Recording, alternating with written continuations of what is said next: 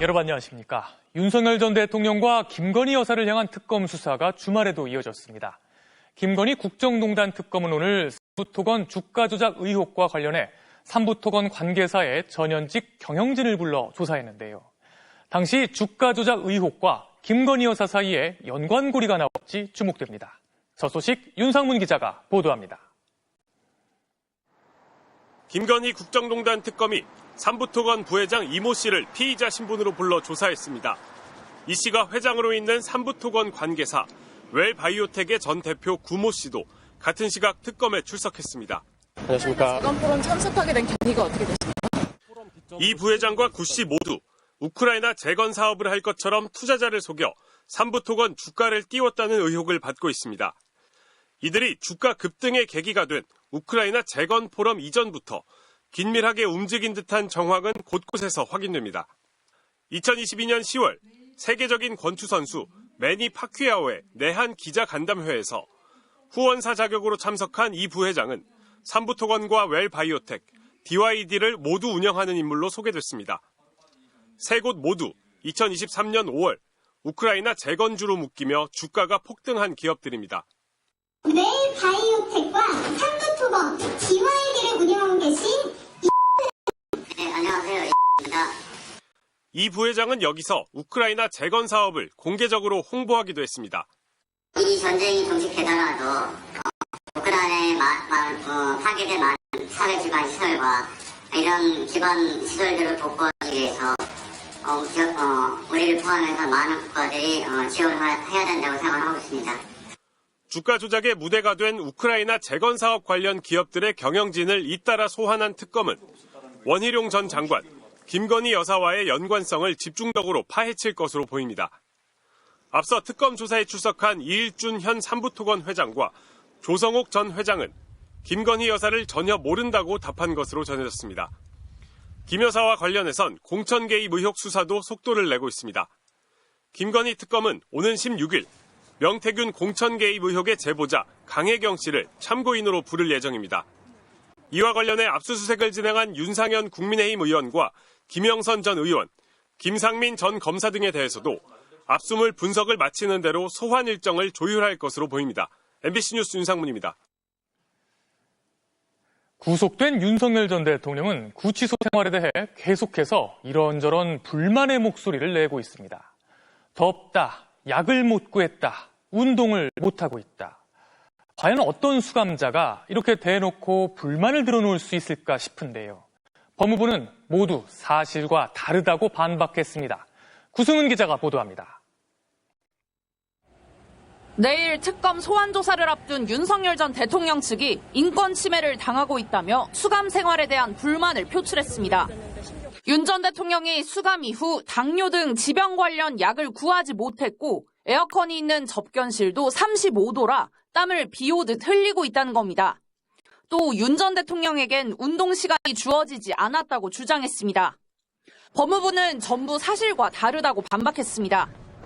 의약품과 관련해선 윤 전 대통령이 구치소 입소 당시 복용 중이던 의약품을 소지하지 않아 치료에 필요한 관급약품을 우선 지급한 뒤 외부 약품을 허가해 지급했다고 밝혔습니다. 운동을 제한한 적도 없다고 못 박았습니다. 수용자의 실외 운동은 법령에 따라 하루 1시간 이내로 실시하고 있고 다른 수용자와 접촉을 피하기 위해 단독으로 실시하고 있을 뿐 운동 시간과 횟수는 일반 수용자와 같다고 설명했습니다.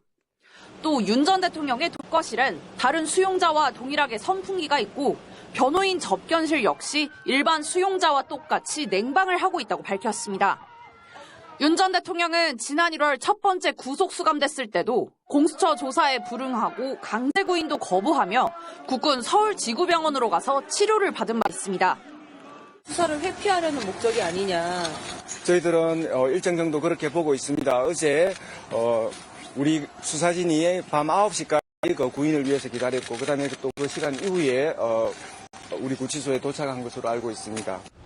앞서 윤 전 대통령이 건강상의 이유를 들어 구속 이후 첫 특검 조사에 불응하자 특검 측은 구치소 측에 공문을 보내 윤 전 대통령 건강에 문제가 없다는 걸 확인했습니다. 내란 특검은 다른 피의자들도 버티면 된다라는 잘못된 인식을 줄 수 있다며 소환조사 원칙을 지키겠다는 입장을 재차 밝혔습니다. 이에 따라 내일 윤 전 대통령 변호인단이 접견을 거쳐 조사에 불응하겠다고 결정할 경우 특검은 강제 구인에 나설 걸로 보입니다. MBC 뉴스 구승우입니다. 오늘 부산의 한 아파트에서 불이 나 80대 어머니와 50대 아들이 숨지는 안타까운 사고가 일어났습니다. 이번에도 스프링클러가 설치되지 않은 노후 아파트였습니다. 고병찬 기자가 보도합니다. 아파트 창문에서 시뻘건 불길과 함께 검은 연기가 쉴 새 없이 뿜어져 나옵니다. 오늘 낮 12시 20분쯤 부산시 북구 만덕동의 아파트 2층에서 불이 났습니다. 폭발하는 소리가 났다고 하더라고요. 통 소리가 제법 크게 났고 그러고 나서 이제 불이 나기 시작했는데 불은 1시간 반 만에 꺼졌지만 집안에 있던 80대 어머니와 50대 아들이 숨졌습니다. 작은 아들인 40대 남성은 양팔에 화상을 입었고 이웃 주민 5명도 연기를 마셔 병원으로 옮겨졌습니다. 검은 연기가 쭉 중층부로 올라가는 약간 불꽃이 튀었어요. 에어컨 실외기로 보이는 곳에서 불이 시작됐다는 목격자 제보가 있었지만 경찰과 소방당국은 해당 세대에는 에어컨이 설치돼 있지 않았다며 정확한 사고 원인 조사에 나섰습니다. 해당 아파트는 스프링클러가 설치되지 않은 노후 아파트였는데 지난달 말부터 부산에선 스프링클러가 설치되지 않은 아파트에서 잇따라 불이 나 어린이 4명이 목숨을 잃었습니다. 낭떠러지 앞에 설치된 난간이 뜯어진 채 매달려 있고 차량 잔해들은 곳곳에 흩어져 있습니다. 오늘 아침 7시 40분쯤 경기 광주시 장지동에서 택시가 인도로 돌진해 가로수와 난간을 잇따라 들이받고 3m 아래로 추락했습니다. 인도에 심어져 있던 가로수를 들이받고 음식물 쓰레기통도 들이받고 가드레일이 있었는데 그것도 뚫고 아래로 떨어지셨어요. 차에 타고 있던 70대 운전자와 아내가 부상을 입고 병원으로 옮겨졌습니다.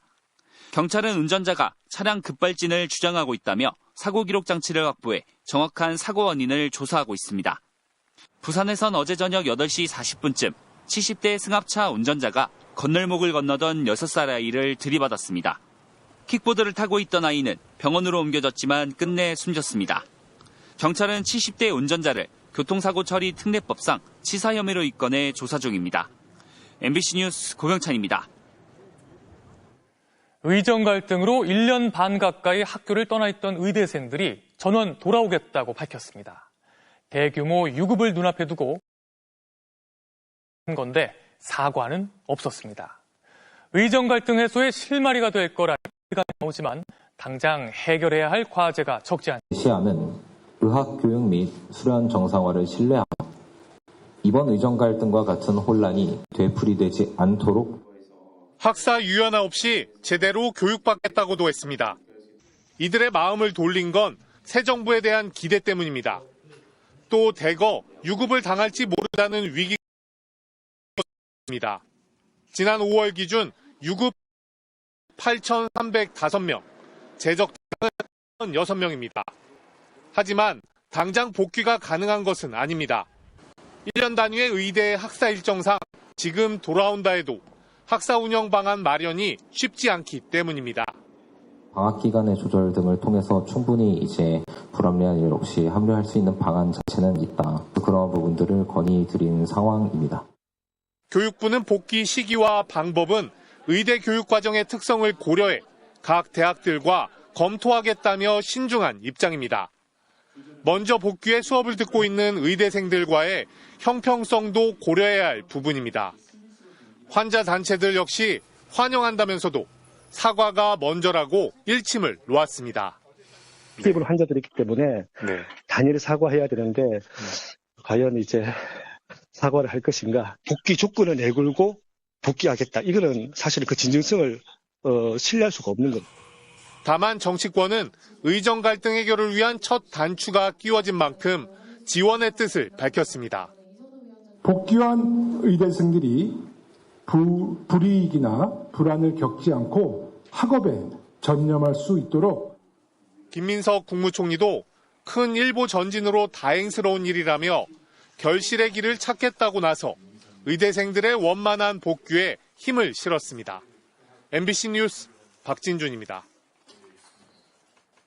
정부의 대규모 의대 증원 발표와 함께 의대생과 전공의들이 집단으로 학교와 병원을 떠나기 시작한 게 지난해 2월이었습니다. 이후 복귀를 설득하기 위해 수련 특례와 병역 특례 등 여러 특례가 제시됐고 급기야 의대 정원까지 원상복구됐지만 이들은 돌아오지 않았죠. 그 사이 가장 피해를 입은 건 국민이었습니다. 1년 5개월 동안 이어져온 의정 갈등을 배주환 기자가 되짚어봤습니다. 갈등의 시작은 의대 정원을 2,000명 늘린다는 갑작스러운 발표였습니다. 2,000명 증원은 말 그대로 최소한의 확충 규모입니다.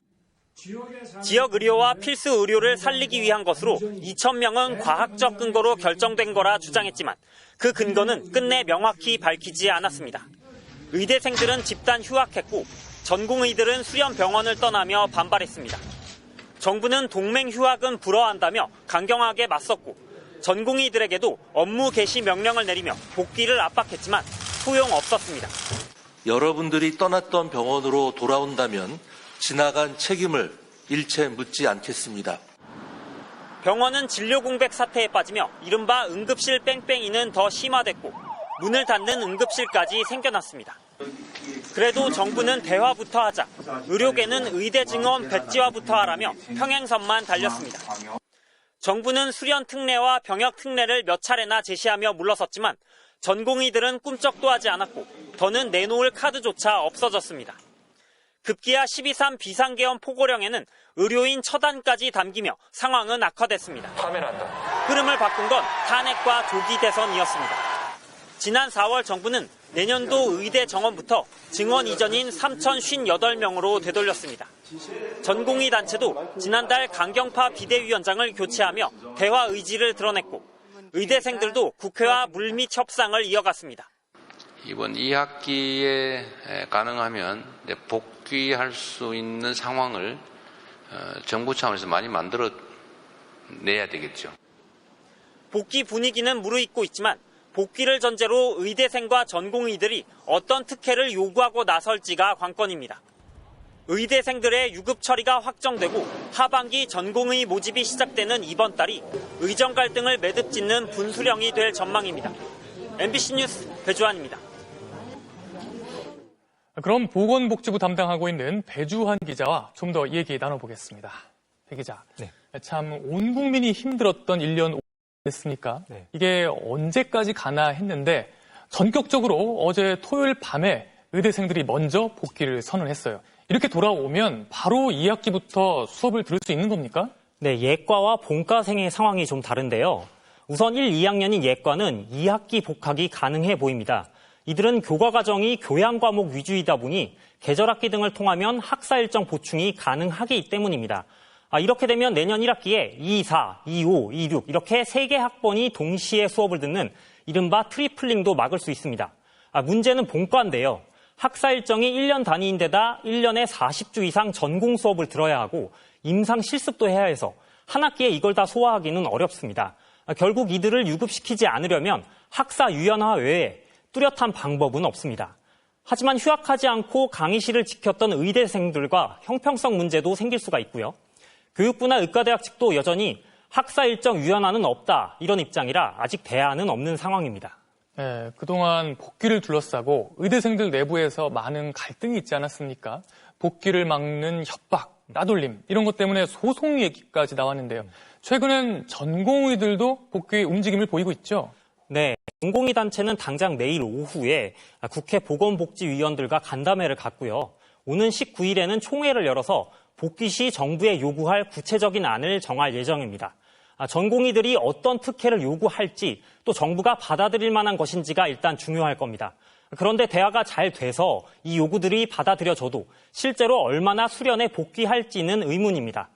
지방수련병원, 그중에서도 외과와 산부인과 등 필수 의료과의 경우 기피 현상이 더 심해졌습니다. 정부의 필수 의료 정책 패키지에 대해 처우는 개선하지 않고 정원만 늘리는 방식으로는 문제가 해결되지 않는다면서 반감이 크기 때문인데요. 실제로 이달 초에 전공의 단체의 설문조사에서 아예 수련을 재개할 생각이 없다고 답했던 전공의 중에 71.1%가 필수 의료 전공이었습니다. 또 사직한 전공의의 60% 이상은 이미 의원급 의료기관 등에 취업한 상태입니다.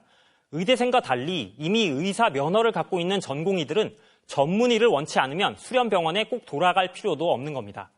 다만 대다수의 전공의들이 수련을 포기할 경우 향후 몇 년 동안 전문의 숫자가 크게 줄어들어서 의료계 공백이 불가피할 것으로 우려됩니다. 네, 배주환 기자 잘 들었습니다.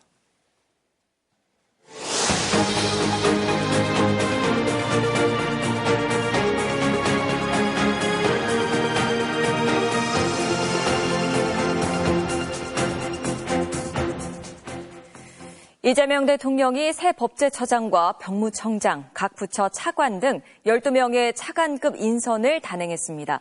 이번 인선에서 가장 눈에 띄는 건 최초의 여성 병무청장인데요. 내일부터 차례로 EU와 영국, 프랑스, 인도에 파견될 대통령 특사단 인선도 발표됐습니다. 정상빈 기자입니다. 이재명 대통령이 각 부처 차관과 법제처장, 병무청장 등 차관급 공무원 12명의 인사를 단행했습니다. 법령의 유권 해석을 내리고 정부 입법을 총괄하는 법제처장에는 26년 판사 경력을 가진 조원철 변호사를 임명했습니다. 법관 경력과 변호사로서의 실무 경험을 바탕으로 신뢰성과 전문성을 두루 갖춘 법조인으로 평가받고 있습니다. 이재명 대통령과 사법연수원 동기 사이인 조 변호사는 대선 전까지 진행된 대장동 재판에서 이 대통령 변호를 맡아왔습니다. 국민의힘은 즉각 보은 인사라고 날을 세웠지만 대통령실은 새 정부 공약과 법령에 대한 이해도가 높은 인물이라며 야당 공세에 선을 그었습니다. 적극적인 법률 해석을 통해서 일하는 정부를 만들겠다라는 이 대통령의 의지를 잘 반영할 것으로 기대되어 인사했습니다. 설립 이래 55년 동안 남성만 임명됐던 병무청장에는 홍소영 대전 충남 지방병무청장이 여성 최초로 이름을 올렸고 감염병 대응을 지휘하는 질병관리청장에는 경기도의 코로나19 대응을 총괄했던 임승관 중앙감염병원 설립추진단장이 임명됐습니다.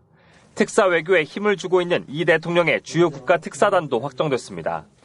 내일 출국이 예정된 EU 특사단장에는 윤여준 전 환경부 장관이 낙점됐고 프랑스 특사단은 강금실 전 법무부 장관, 영국은 추미애 의원, 인도는 김부겸 전 국무총리가 단장으로 위촉됐습니다. 대통령실은 민주 대한민국의 복귀를 알리고 새 정부 국정 철학과 대외 정책을 설명하기 위해 특사단을 파견한다고 설명했습니다. MBC 뉴스 정상빈입니다.